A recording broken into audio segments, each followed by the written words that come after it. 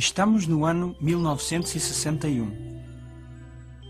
O lugar, uma pequena vila nas montanhas cantabrianas no norte de Espanha, chamado São Sebastião de Garabandal. Moram aqui 300 pessoas numas 80 habitações de pedra na base de uma pequena montanha. Esta vila está totalmente isolada de outras na região e é bastante primitiva. As casas não possuem água canalizada e o único aquecimento é o calor que vem da lareira na cozinha. A eletricidade só há por algumas horas todas as noites. Conveniências modernas, como por exemplo automóveis e televisão, simplesmente não existem aqui. De facto, nem há um único motor na vila inteira. O povo consegue criar gado, mas tem que andar mais de uma hora para chegar ao terreno de pasto que fica mais alto nas montanhas. Todos os membros da família participam no trabalho de campo, que consiste na maior parte na colheita de erva utilizada para a alimentação dos animais durante o duro inverno. Apesar de Garabandal ser a vila mais pobre da zona, era também a mais religiosa. Todos os dias, uma das mulheres percorre as ruas tocando um sino para relembrar à população, para rezar pelos falecidos. Todas as noites, os aldeões juntam-se na pequena igreja da vila para rezar o terço e a litania da Virgem Maria. Aos fins de semana, o padre da paróquia de Cóscio faz a desagradável subida de cavalo para celebrar a missa e ouvir confissões. Era assim Garabandal em 1961, uma simples aldeia cantabriana que permaneceu inalterada durante décadas ou talvez séculos, e como dizia o ditado popular da região, provavelmente iria ser sempre assim. Estas 4 raparigas eram típicas da vila. Viviam felizes num ambiente montanhoso. Conchita Gonzalez, de 12 anos, Maria Cruz Gonzalez, de 11, Jacinta Gonzalez, de 12, e Maria Loli Mazon, também de 12 anos de idade. Apesar de 3 das raparigas terem o mesmo sobrenome, nenhumas são parentes. Ainda havia luz ao anoitecer do dia 18 de junho de 1961, quando as 4 raparigas decidiram divertirem-se um pouco, apanhando algumas maçãs da árvore do professor que ficava situada nos subúrbios da vila. Com risadinhas de malandrice, apanharam as maçãs e refugiaram-se num caminho de vacas rochoso que dava acesso a um bosque de pinheiros numa encosta que avista a vila. Enquanto ali sentadas, divertindo-se e comendo as maçãs, ouviram de repente um ruído como um trovão. E começaram a sentir arrependimento por terem tirado as maçãs. Repentinamente, a cabeça de Conchita revirou-se para trás, com os olhos fixados para cima. As outras, ao verem-na assim, começaram a gritar e estavam prestes a fugir e irem contar à mãe dela, quando o mesmo lhes aconteceu a elas. Um anjo, numa luz brilhante, apareceu diante delas. Ele parecia um rapaz de 9 anos, mas ao mesmo tempo parecia dotado de uma força invencível. Subitamente, ele desapareceu e as raparigas voltaram ao normal. Abaladas pela experiência, correram para a igreja da vila. Uma amiga viu-as e perguntou-lhes por que estavam tão pálidas. "Porque nós acabamos de ver um anjo", replicaram-lhe. Rapidamente, toda a vila cochichava acerca do acontecido, embora poucos acreditassem que as raparigas tinham realmente visto um anjo. Durante os vários dias seguintes, as raparigas viram o anjo novamente, e depois, no dia 1 de julho, ele falou: "Sabeis a razão da minha vinda? É para vos anunciar que amanhã a Santíssima Virgem Maria vos irá aparecer como Nossa Senhora do Carmo."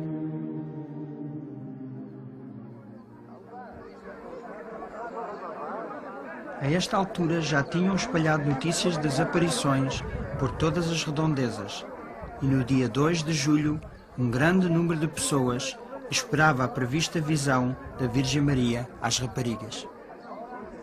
Mais ou menos às 6 da tarde, as raparigas iam a caminho do sítio do costume das aparições, quando repentinamente caíram de joelhos sobre as rochas. Numa luz brilhante, elas viram uma senhora linda entre dois anjos. Um dos anjos elas reconheceram como aquele que tinham visto várias vezes. Mais tarde, vieram a saber que era nada mais que o arcanjo São Miguel.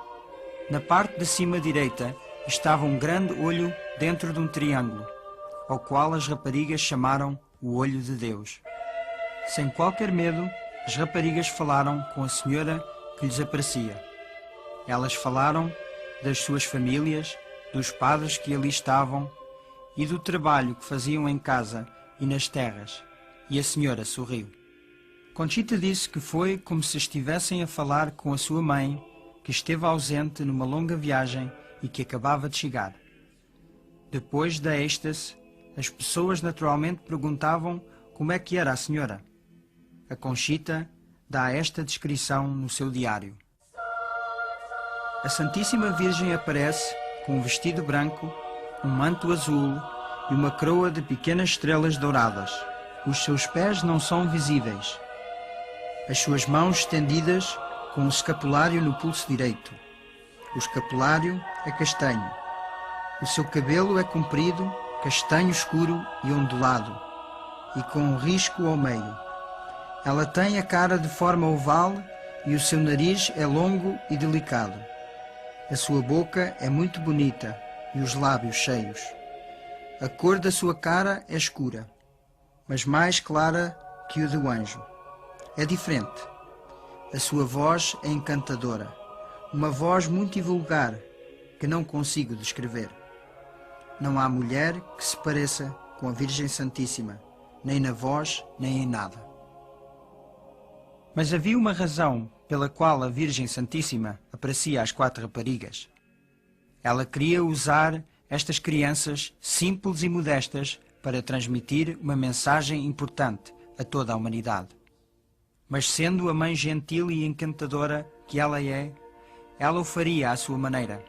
Na sua segunda visita, ela veio com o seu filho e as crianças ficaram cheias de alegria quando viram o menino sorrir.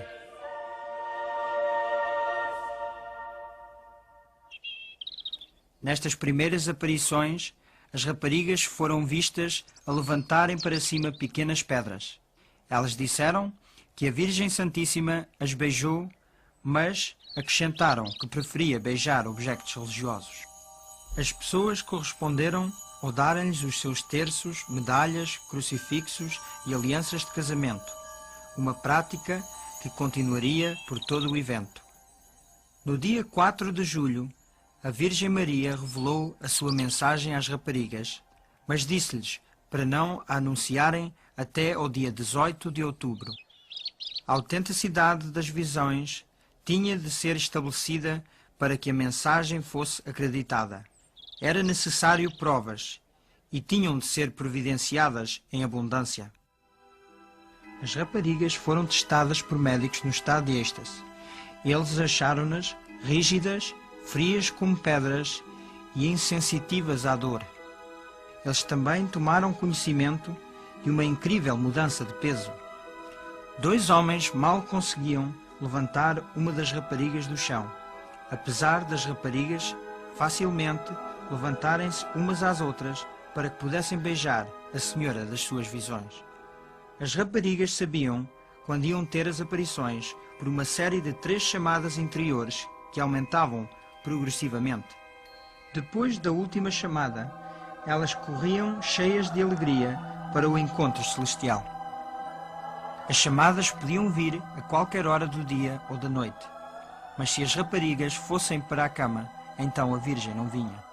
Conchita tinha de estar até tarde muitas noites, esperando pela última chamada da Virgem. Para o fim de julho, o ritmo das visões aumentou para 2 ou mais visões por dia, com êxtases durando entre 10 minutos até várias horas. O rosto das raparigas transformava-se com uma beleza sobrenatural. Alguns observadores ficavam tão afetados que tinham dificuldade em olhar para elas. Em agosto começou um novo fenómeno. Enquanto as raparigas se ajoelhavam em êxtase, elas podiam a qualquer momento cair para trás até que as cabeças tocassem no chão. Às vezes caíam em perfeita harmonia, formando lindas esculturas, mas as suas roupas nunca ficavam imodestamente descompostas. Em outras ocasiões, elas caíam diretamente para trás, batendo com a cabeça no chão, fazendo uma pancada na cabeça, causando horror aos espectadores. Mas elas nunca se magoavam e levantavam-se sem a ajuda das mãos ou dos braços. Elas começaram a andar em êxtase tanto para a frente como para trás, pela vila fora, com o olhar fixo sempre para cima. Reparem como o pé de Marie Loli cuidadosamente evita uma pedra muito saliente. Às vezes andavam tão depressa que nem os jovens da vila, a correr a toda a velocidade, conseguiam acompanhá-las. Depois, elas nem ficavam cansadas, nem transpiradas, e as pulsações estavam normais. Durante estes voos estáticos, conseguiam fazer uma paragem brusca, contrariando todas as leis da natureza, enquanto que os que estavam a tentar acompanhá-las, levados pela velocidade, continuavam a correr, passando por elas. As raparigas traziam sempre crucifixos nas mãos que ofereciam aos espectadores para que eles venerassem. Elas nunca sabiam quem estava a beijar o crucifixo, porque em êxtase não conseguiam ver ninguém, a não ser a visão e a elas mesmas. Por ordem da Virgem, elas estendiam o crucifixo para quem a Virgem quisesse que o beijasse. Depois de uma êxtase, Conchita descobriu que um que tinha beijado o crucifixo era um padre vestido à leigo.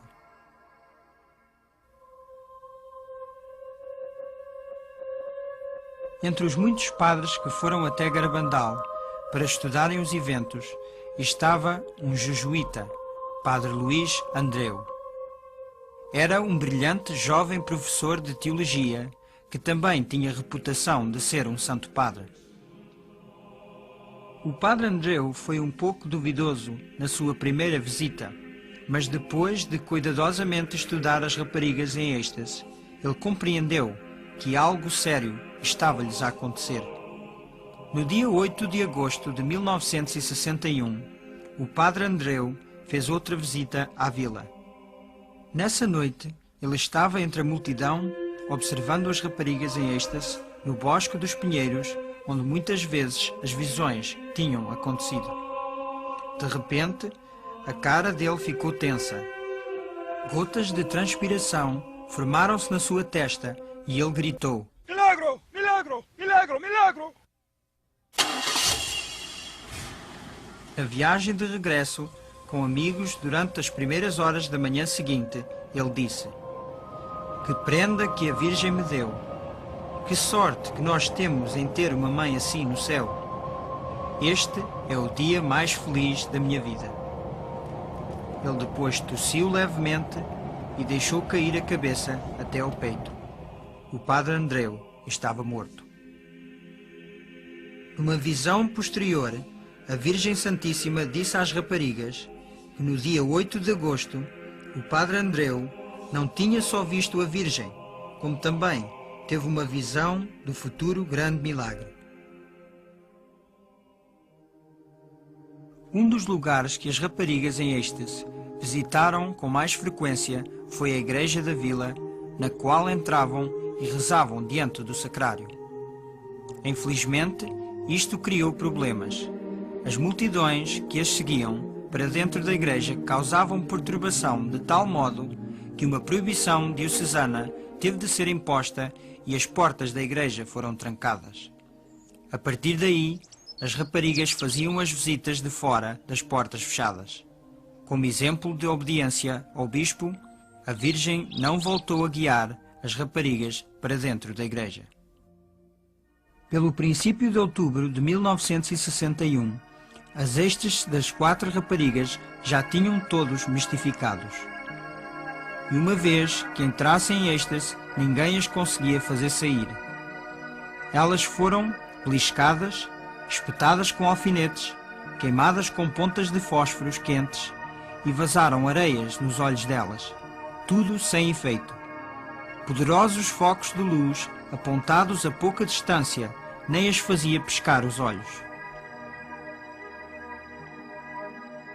Elas moviam-se com velocidade e precisão em marcha, tanto para a frente como para trás, sem nunca verem para onde iam.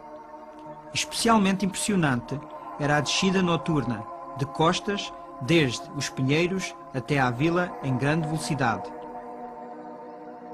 Milhares de vezes as raparigas devolviam artigos aos donos corretos, sem nunca se enganarem. E elas faziam isto sem olhar para o objeto ou para a pessoa. Estes objetos eram geralmente amontoados numa mesa em casa de uma das raparigas quando elas não estavam presentes. Às vezes, os terços e medalhas com fios enrolavam-se todos. Mas isso não representava problema. A rapariga, em êxtase, tirava o objeto da mesa e levantava-o para a visão. Eles separavam-se facilmente nas mãos dela. Depois ela levava o objeto beijado pela Virgem e, com os olhos fixos na visão o tempo todo, abria caminho pela multidão até encontrar o dono. Era uma experiência comovente para uma pessoa ter o seu terço, medalha ou aliança de casamento devolvida desta maneira tão misteriosa. Muitos choravam, outros desmaiavam.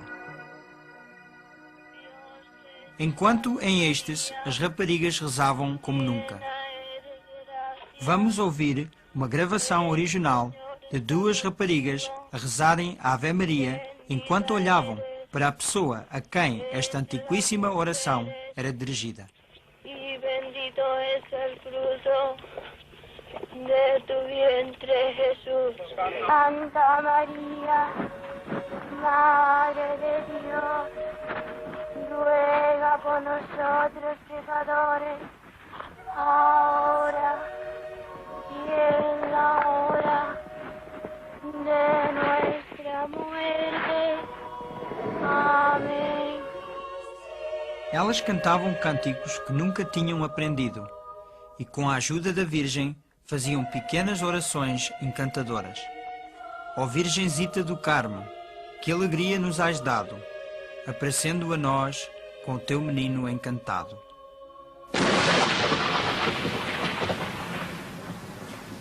18 de outubro finalmente chegou, o dia em que as raparigas tinham de anunciar a tão esperada mensagem da Virgem Santíssima. Era um dia de sons apocalípticos, como trovões e relâmpagos, muito frio e chuva. Mesmo assim, centenas de pessoas fizeram o sacrifício de estarem presentes neste dia tão importante. O tempo passou, muitos foram embora. Finalmente, a mensagem foi lida em voz alta nos pinheiros àqueles que ainda ali permaneciam.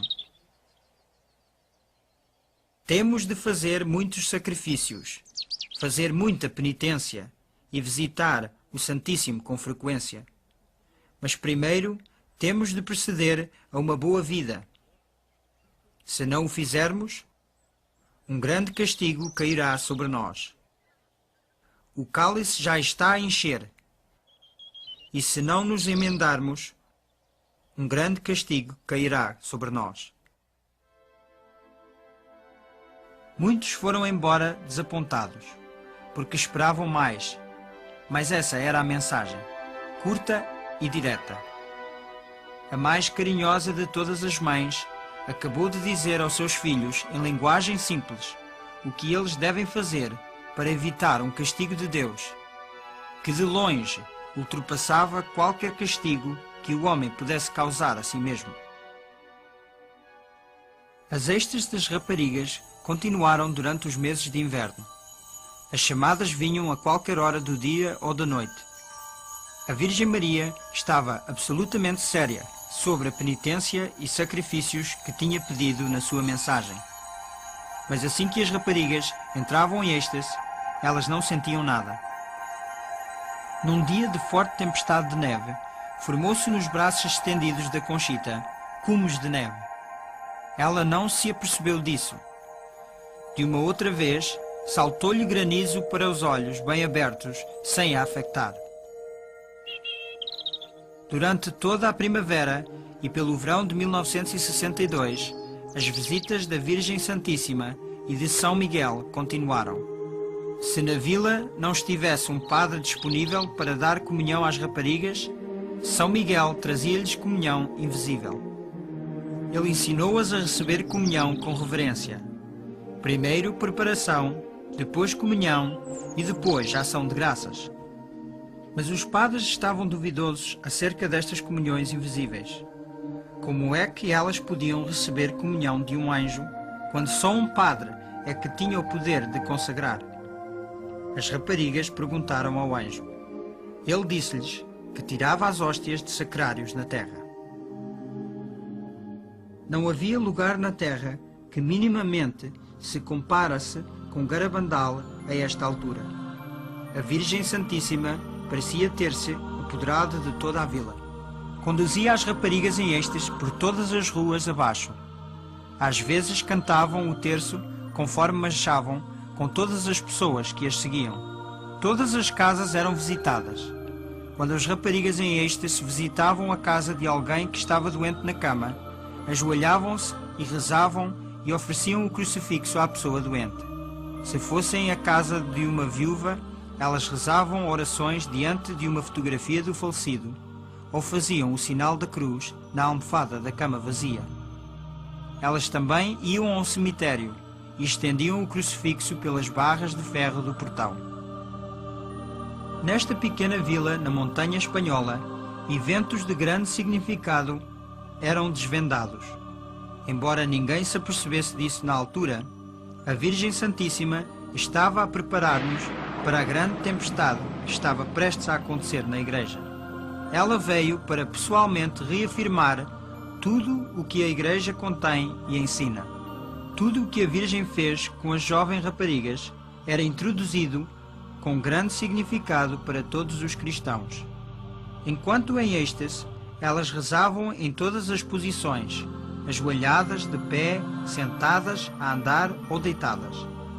A Virgem estava a relembrar-nos de que podemos estar sempre com Deus e a Virgem, não importa onde estamos ou o que é que estamos a fazer. Nosso Senhor e Nossa Mãe Santíssima querem fazer parte de todas as nossas ações, quer estejamos a trabalhar em casa, ou nos empregos, ou a conduzir um carro. Quando os táxis que traziam pessoas até Garabandal estavam estacionados na vila, as raparigas em êxtase foram com os crucifixos e traçaram o sinal da cruz no para-brisas. Nada era insignificante para a Virgem. Até se interessa com as nossas vacas, disse Marie Loli, depois de uma êxtase. Através das raparigas, a Virgem ensinou-nos como devíamos comportar-nos com os nossos vizinhos. Se um dos sapatos caísse às raparigas enquanto andavam em êxtase pelo terreno agreste, a Virgem recomendava que outra rapariga colocasse o sapato no pé da sua amiga. Às vezes, conforme as duas raparigas caminhassem pela vila juntas, separavam-nas por ruas diferentes, mas ambas continuavam em êxtase, e quando se encontravam, abraçavam-se. Quando andavam juntas em êxtase, caminhavam sempre de braço dado ou de mão dada. E quem era esta senhora de luz que atuava de uma maneira tão poderosa numa pequena montanha isolada de Garabandal? Aqueles que nunca compreenderam completamente o seu papel só tinham de olhar para a figura na cruz que a Virgem ordenava às raparigas para apresentar aos que assistiam. Era a mãe de Cristo, com um só desejo, que era guiar todos para o seu Filho Jesus, o Salvador de todo o mundo. Era Maria somente Mãe Santíssima dos católicos? Numa altura, um protestante aproximou-se de Conchita. Ele queria saber se podia beijar o crucifixo na próxima vez que ela oferecesse o crucifixo para venerar em êxtase. A Conchita foi criada num ambiente totalmente católico. Ela ficou preocupada acerca deste pedido e mencionou à Virgem Santíssima quando apareceu. A Virgem olhou para o homem e disse: "Ele também é meu filho." e, servindo-se, como fazia da jovem rapariga, fez com que o crucifixo fosse levado até aos lábios do homem. Para as raparigas, tudo o que elas estavam a sentir deve ter parecido como provar um pouco do céu. Mas ainda não era o céu. As crianças, assim como todos nós, ainda tinham de viver no verdadeiro mundo, um mundo que piorava progressivamente a cada dia que passava. Dia 19 e 20 de junho de 1962 seriam 2 noites muito difíceis de esquecer na história de Garabandal. As raparigas foram ouvidas gritando de terror. O véu foi levantado e elas tiveram permissão de olhar rapidamente para uma visão de eventos futuros. Elas viram desordem em todo o lado, com a igreja a ser perseguida num mundo dominado por comunistas. A Virgem disse às raparigas que quando chegasse ao seu pior ponto, que Deus enviaria um aviso sobrenatural que seria visto e sentido por todos no mundo.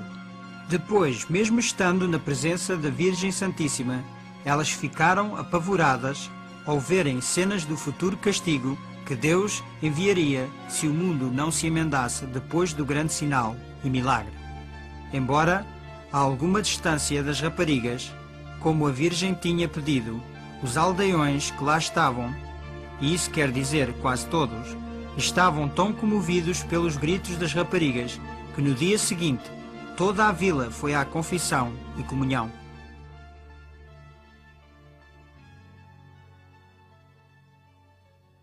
Durante algum tempo, as raparigas pediram à Virgem Santíssima e a São Miguel para fazer um milagre para convencer aqueles que não acreditavam.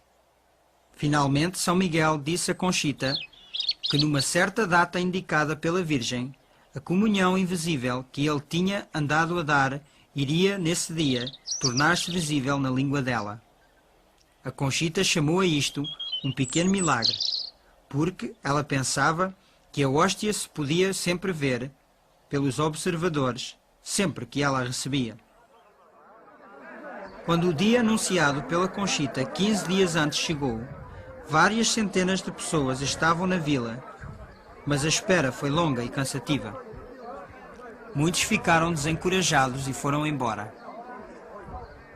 Depois, mais ou menos, à 1h30 da manhã do dia 19, a Conchita saiu da sua casa em êxtase, virou a esquina e, conforme a multidão apertava em seu redor, caiu de joelhos numa estrada adjacente.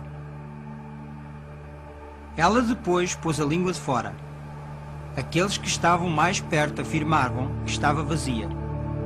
De repente, mais rápido do que o olho humano podia detectar, uma hóstia branca e brilhante apareceu na língua da rapariga. Um homem de negócios de Barcelona, com uma câmara de filmar emprestada e só com a iluminação de uma pilha, filmou, mostrando a hóstia na língua da Conchita. Aqui estava o milagre anunciado anteriormente, realizado e gravado em filme para servir como prova da autenticidade dos acontecimentos em Garabandal. Em outubro de 1962, a 900 milhas de Garabandal, outro evento estava a desenvolver-se que iria causar repercussão dentro da Igreja nunca vista em tempos modernos. O Papa João XXIII acabará de abrir o Segundo Concílio Vaticano. Uma pergunta natural surgiu. Haveria aí alguma relação entre este monumental evento eclesiástico e os acontecimentos remarcáveis na vila da pequena montanha do norte da Espanha? A resposta é um injustificado sim, mas só no futuro todo o significado desta relação será conhecido. Em êxtase, a Conchita foi ouvida repetindo as palavras da Virgem. O concílio será de todos o melhor? Será um sucesso? Isso é bom para que eles a conheçam melhor. E vós ficareis mais satisfeita. Em janeiro de 1963, as visões acabaram para Maria Loli, Jacinta e Maricruz. Só a Conchita continuou a ter visões, mas eram menos e mais distanciadas umas das outras. Todavia, a esta altura, Conchita e Marie Loli começaram a ter locuções. Uma locução é uma voz interior sem nenhuma visão a acompanhar.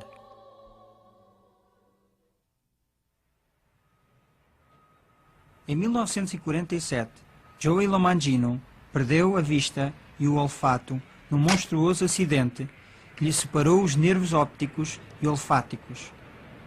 Depois de um longo período de reajustamento, ele emergiu em 1961 como um homem de negócios de sucesso. Mas extremamente cansado de tanto trabalho, o médico aconselhou-o a tirar umas férias para a Europa.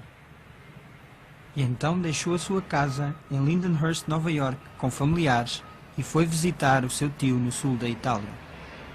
Joey não era muito religioso nessa altura e, devido à insistência do seu tio, consentiu fazer uma longa viagem de carro até São Giovanni Rotondo, onde morava o Padre Pio, o estigmatizado.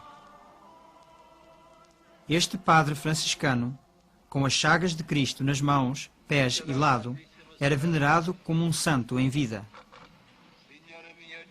Mas Joey não antecipou nenhum encontro pessoal. Depois da missa ter terminado, ele encontrou-se num quarto com outro homem para receber a bênção do padre quando ele passasse.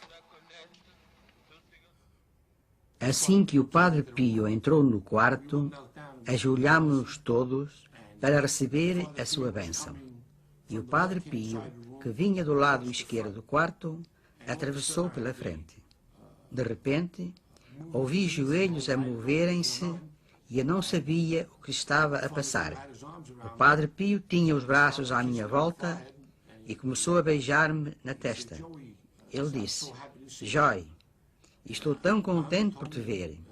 E o meu tio disse-me que era o Padre Pio abraçar-me. E eu fiquei sem palavras, porque eu era quase a última pessoa ali. E ninguém sabia, nem eu mesmo, que ia ver o Padre Pio.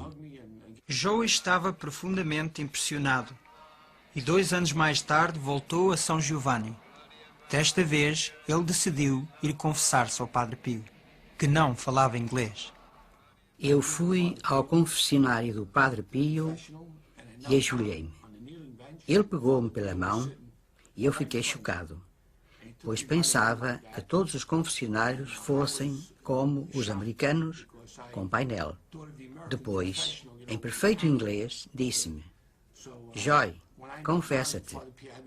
E eu, para dizer a verdade, fiquei envergonhado, pois não seguia uma vida sã.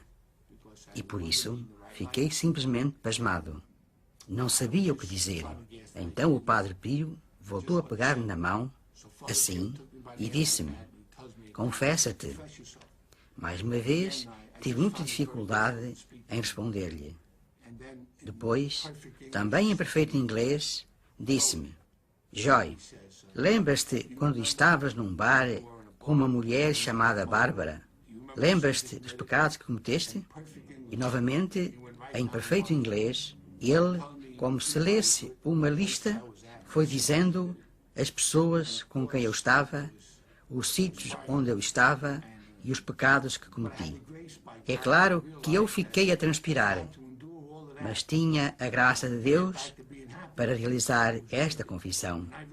E se tivesse de passar novamente por esta situação, para ser feliz, não hesitaria. Então, acreditei verdadeiramente que o Padre Pio me podia ajudar. É claro que, quando ele chegou ao fim dos meus pecados, pareceu-me que tinham passado 1000 anos. Então ele disse-me em italiano: estás arrependido? E eu disse: sim, estou, Padre. Depois absolveu-me de todos os meus pecados e eu senti os meus olhos rodar na minha cabeça. Comecei a esfregá-los, senti a cabeça a andar à roda. E este fenómeno repetia-se. Depois, de repente, a minha mente ficou muito clara. E ele levantou a sua mão até aos meus lábios e eu beijei-a. Ele deu-me uma pequena palmada na cara e disse-me em italiano: Joy, um pouco de paciência e um pouco de coragem e tu vais ficar bem. Eu tinha 33 anos e senti-me como se tivesse 16. Tinha uma ideia fixa de me emendar. E estava arrependido de todos os meus pecados que cometi durante toda a minha vida. Sentia-me tão bem e tão limpo que não queria envolver-me com ninguém, pois tinha medo de que, só por falar, perdesse a graça que tinha acabado de receber. Mas havia ainda outra graça guardada para o Joey quando voltou a ajoelhar-se com outro homem para receber a bênção do Padre Pio. Em 1947, quando sofri o acidente, perdi os olhos, o sentido do olfato, e isto foi tudo cozido. E aqui, em cima, tinha uma fratura de 3 polegadas. Então, quando me ajoelhei para receber a bênção do Padre Pio, senti o aroma de rosas que vinha do sangue das mãos. Quando cheirei esse aroma, fiquei atônito. Fui contra a parede com os braços, assim, para me proteger, pois não sabia o que era.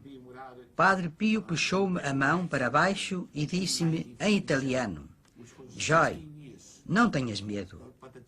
E ele tocou-me assim no topo do nariz e o meu olfato foi restaurado. Depois de ter perdido no acidente, já referido, em junho de 1947, 16 anos atrás. Joey estava felicíssimo, com paz e alegria, e não queria deixar São Giovanni. Então o seu companheiro de viagem lembrou dos planos prévios que tinham feito para passarem parte das suas férias num lugar chamado Garabandal. Quando o Mário me lembrou de que tínhamos de ir embora para Garabandal, eu disse: Mário, como é que nós sabemos se é verdade? Talvez não seja uma verdadeira aparição. Talvez seja um truque do demónio para me fazer perder todas as graças que acabei de receber. Vamos perguntar ao Padre Pio. E ele disse: ok. É claro que fomos sempre muito bem recebidos pelos padres onde estava o Padre Pio. Fomos ter com eles e eu disse: eu gostaria de falar com o Padre Pio. Pode ser? E um padre disse-me: oh sim, Joy. E então combinamos em voltar no mesmo dia. Quando me ajoelhei, perguntei ao Padre Pio: Padre Pio, é verdade que a Virgem está a aparecer a 4 raparigas em Garabandal? E ele disse: sim. E eu disse: Padre Pio, devo ir lá? E ele disse: sim, por que não? E assim aconteceu. Face a essa certeza do Padre Pio, que a Virgem estava a aparecer, perdi o medo e fomos. Fevereiro de 1963 marcou para Joey Lomangino a primeira de muitas visitas a Garabandal. Nesses dias, especialmente durante os meses de inverno, uma das poucas maneiras para chegar à vila, pelas ruas cheias de curvas da montanha, era com um carro de bois. Joey não esteve muito tempo na vila sem conhecer as crianças a quem a Virgem tinha aparecido. Ficou imediatamente impressionado pela simplicidade e sinceridade das raparigas. Conchita veio a ser a sua amiga mais próxima. Joey estava também muito impressionado pela mensagem e pela necessidade de a mesma ser divulgada, mas sentiu que lhe era difícil por causa da sua cegueira. Eu disse para mim: que posso eu fazer para dar a conhecer ao mundo o Padre Pio e Garabandal? Que pode fazer um cego? Eu era tão acanhado que nem nunca entrei sequer num teatro escolar. Joey regressou a casa. Ele tinha um livro de rascunho feito de fotografias do Padre Pio e de Garabandal, das raparigas em êxtase, com anotações debaixo, em escrita de braille. Ele depois foi visitando casas de amigos e familiares a explicar sobre o famoso padre estigmatizado e os acontecimentos remarcáveis a acontecer em Garabandal. Janeiro de 1965 abriu para a Conchita com um êxtase de 2 horas nos Pinheiros, na qual a Virgem revelou a natureza do aviso que Deus iria mandar para purificar o mundo em antecipação do grande milagre que seguiria. A Virgem também disse a Conchita que, porque o mundo não tinha respondido à sua primeira mensagem, ela daria uma segunda e última em 18 de junho de 1965, por intercessão de São Miguel. Vamos agora observar os grandes eventos declarados em Garabandal. Primeiro virá o aviso. Será visto no céu e sentido interiormente por todos na terra. Ninguém escapará a ele.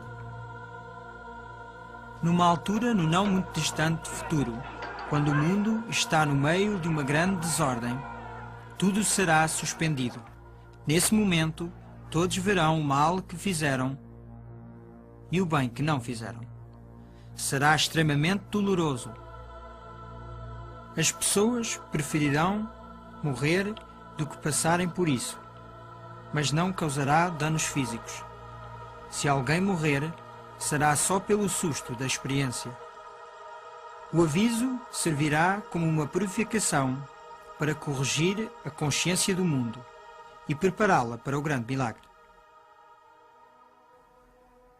O milagre ocorrerá no Bosque dos 9 Pinheiros.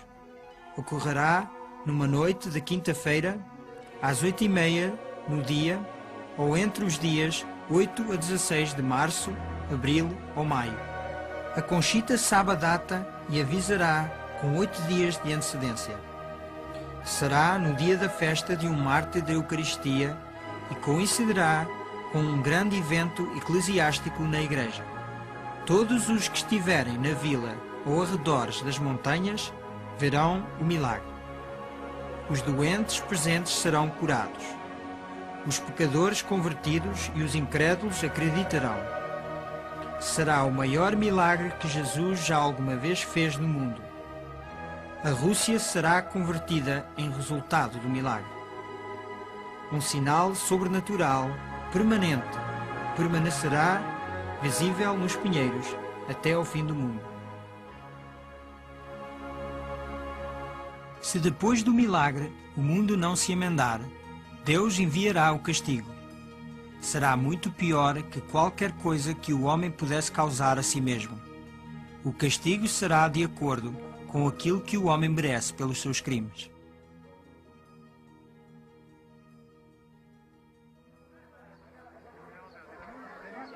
No dia 18 de junho de 1965, milhares de pessoas encheram a pequena vila de Garabandal para testemunharem a êxtase de Conchita e ouvir a segunda e última mensagem da Virgem. Mais uma vez, a multidão teve de esperar.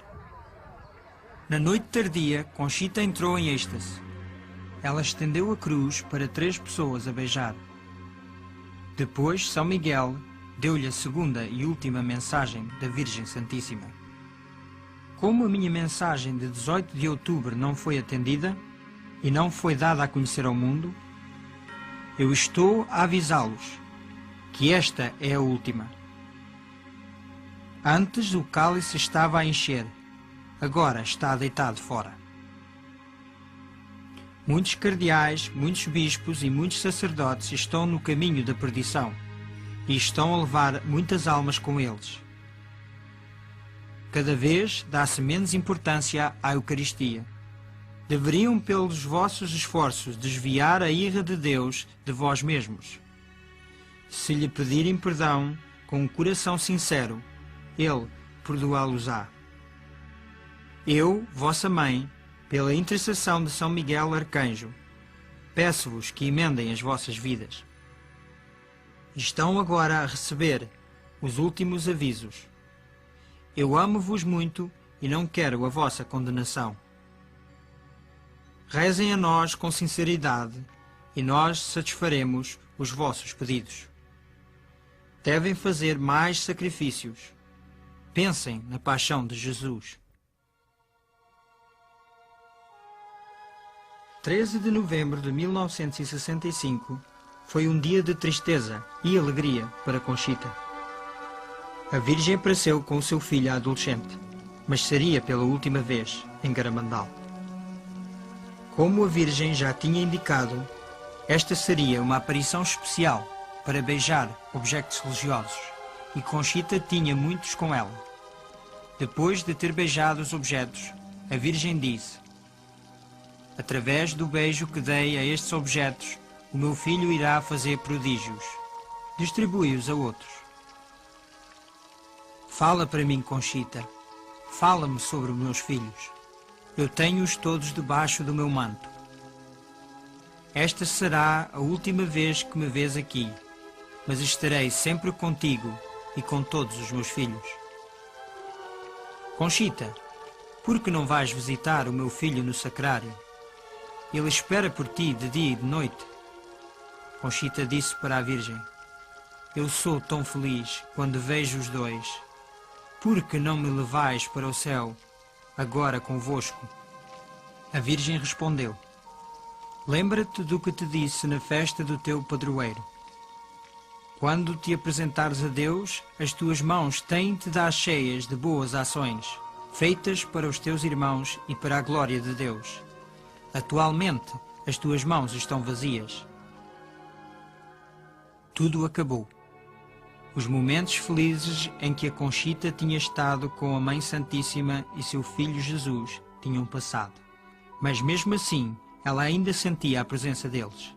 Ela disse: eles deixaram a minha alma cheia de paz e alegria, e um grande desejo de superar as minhas faltas e de amar com toda a minha força os corações de Jesus e Maria, que tanto nos amam. O que a Virgem Santíssima disse sobre os objetos beijados realizou-se.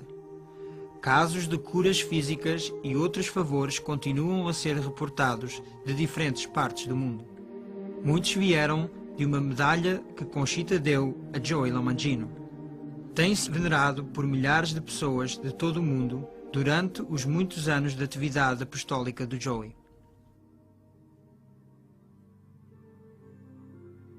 E o que é que a ciência médica tem a dizer dos eventos em Garabandal? Mais de 40 médicos examinaram as moças em diferentes ocasiões. O pediatra Celestino Ortiz estudou-as durante 22 dias consecutivos. Fora de êxtase, achou-as normais e de perfeito juízo. Das suas êxtases, ele disse: permanecer calado seria verdadeira cobardia científica. Não encontramos nenhuma explicação convincente para tal fenómeno. Dr. Ricardo Puncernau era um neuropsiquiatra no topo da sua profissão, conhecido internacionalmente. Ele fez a mais extensiva série de testes nas raparigas durante um período de 12 dias. Quais as conclusões dele? A quantidade e qualidade do fenómeno eliminou qualquer explicação natural. Ele disse: de um ponto de vista estritamente científico, ninguém pode negar a possibilidade de uma causa sobrenatural em todo este fenómeno. Outro distinto psiquiatra ligado aos eventos é o Dr. Luís Morales. Em 1961, ele tinha a sua própria clínica em Santander e o bispo nomeou o chefe de uma comissão de médicos examinadores formada para estudar as reportadas aparições. Nessa altura, ele não acreditou que os eventos fossem de origem sobrenatural. Mais tarde, este mesmo Dr. Morales deu notícias de primeira página quando reverteu a sua posição original. Em 30 de maio de 1983, ele deu um discurso público com permissão do bispo na maior sala de conferências de Santander. Para a grande multidão que estava presente, ele deu a conhecer as suas razões porque acreditava que as aparições em Garabandal eram genuínas.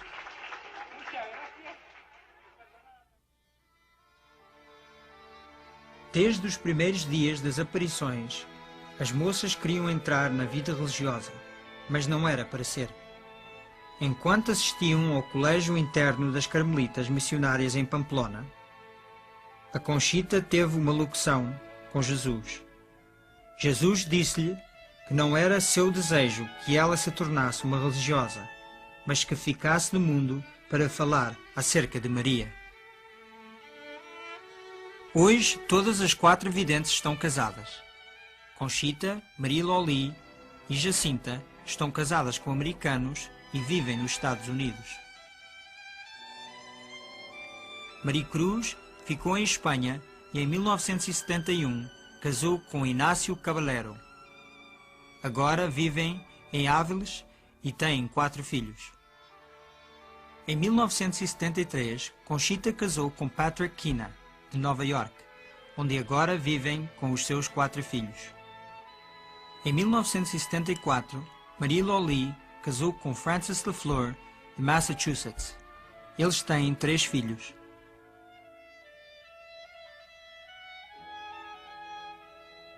Em 1976, Jacinta casou com um marinheiro dos Estados Unidos chamado Jeffrey Moynihan, da Califórnia. Eles agora têm uma filha. Em 1977, com a idade de 47 anos, Joey Lomangino surpreendeu todos no apostolado do Garabandal, casando com Marilyn Luther, de Michigan. Joey continua com o seu trabalho apostólico em Nova York, como marido e pai de 2 filhos, Joseph e John. A maior razão pela Virgem ter aparecido em Garabandal era para entregar uma mensagem. Mas para além desta mensagem em 2 partes, tais fortes ênfases foram dados a certos assuntos que carregavam a sua própria mensagem. A sublime importância da Sagrada Eucaristia foi acentuada por São Miguel, dando às moças comunhão invisível e operando o milagre da hóstia visível, assim como também as suas muitas visitas ao Santíssimo Sacramento. Foi notado que durante estas visitas as raparigas nunca viraram as costas ao sacrário, chegando mesmo ao ponto de saírem da igreja a andar para trás. Durante toda a duração dos eventos, as raparigas eram constantemente encorajadas pela Virgem para rezar pelos sacerdotes. A Virgem escolheu aparecer em Garabandal como Nossa Senhora do Carmo, um título ligado ao escapulário. A Virgem falou da importância do escapulário e usava-o no seu pulso durante as aparições. O escapulário é um sinal de consagração à Mãe Santíssima. Aqueles que o usarem com fé e devoção podem ter certeza da maternal proteção da Mãe Santíssima durante os terríveis dias em que nós vivemos. O terço era uma importante característica dos eventos em Garabandal. Nossa Senhora não pediu às raparigas para o recitarem durante as aparições, mas ordenou. Primeiro ensinou-as os mistérios e como rezar devagar, meditando nas palavras. Assim que aprenderam como deve ser, a Virgem só as acompanhava na glória ao Pai. O significado dos sacramentais, tal como os crucifixos, terços, medalhas e alianças de casamento, era dramatizado pelo desejo da Virgem os beijar e ceder-lhes poderes especiais de curas e conversões. A mensagem de Garabandal é a solução celestial às crises do nosso tempo. Agora é conosco. O futuro da nossa geração será determinado pela forma em que nós respondermos.